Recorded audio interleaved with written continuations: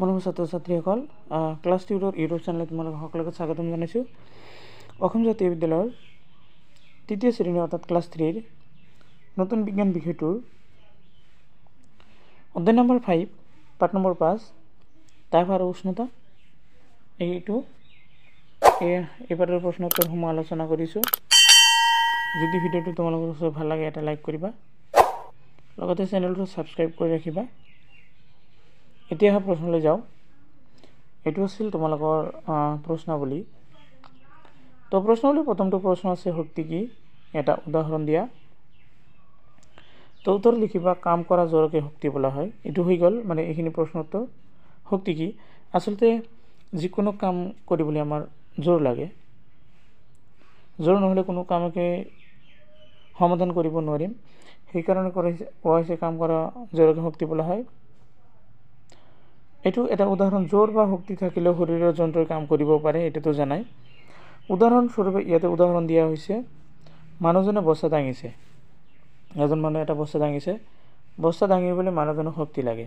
যদি শক্তি নিদিয়ে বস্তাটো দাঙিবই নোৱাৰিব। সেইকাৰণে এইটো এটা কি হয়, শক্তিৰ উদাহৰণ। 2 নম্বৰ হৈছে সূৰ্য জ্বলা গেছবিধৰ নাম লিখা। সূৰ্যৰ পোহৰতে কি হৈ জ্বলি উঠে, সেইটো হৈছে সূৰ্যৰ জ্বলা গেছবিধৰ নাম হ'ল হাইড্ৰজেন গেছ। 3 নম্বৰত আছে পৃথিৱীৰ বাবে তাপৰ প্ৰধান উৎস কি। একদম সহজ, মানে সেইটো নহ'লে আমাৰ পৃথিৱী একেবাৰে অন্ধকাৰ হৈ যাব। গতিকে সেইটো হ'ল একমাত্ৰ সূৰ্য, মানে পৃথিৱীৰ তাপৰ প্ৰধান উৎস হ'ল সূৰ্য। 4 নম্বৰত আছে তাপ কি লিখা। উত্তৰ দিছে তাপ এবিধ শক্তি। তাপে বহু কাম কৰিব পাৰে। তাপে বস্তুৰ পৰিৱৰ্তন ঘটায়। 5 নম্বৰত আছে তাপে বস্তুৰ পৰিৱৰ্তন ঘটায়, দুটা উদাহৰণ দিয়া। তাপ মানে কি তোমালোকে জানা যে তাপ মানে গৰম হয়। কি কি বস্তুৰ পৰিৱৰ্তন ঘটাব পাৰে দুটা উদাহৰণ দিব দিছে। শিকিবা তাপে বস্তুৰ পৰিৱৰ্তন ঘটায়, তাৰ দুটা উদাহৰণ হ'ল একুৰা জুয়ে তাপ দিয়ে, সেই তাপে কাগজ এখন পুৰি ছাই কৰি দিয়ে।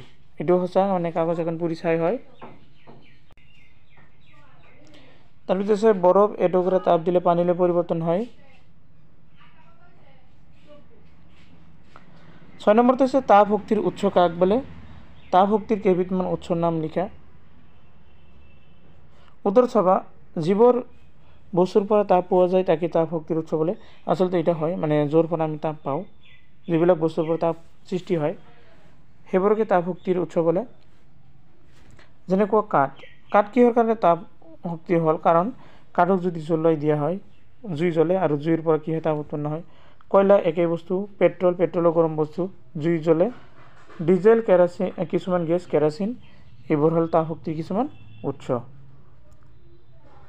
7 নম্বৰত আছে উষ্ণতা কিহৰ যোগ।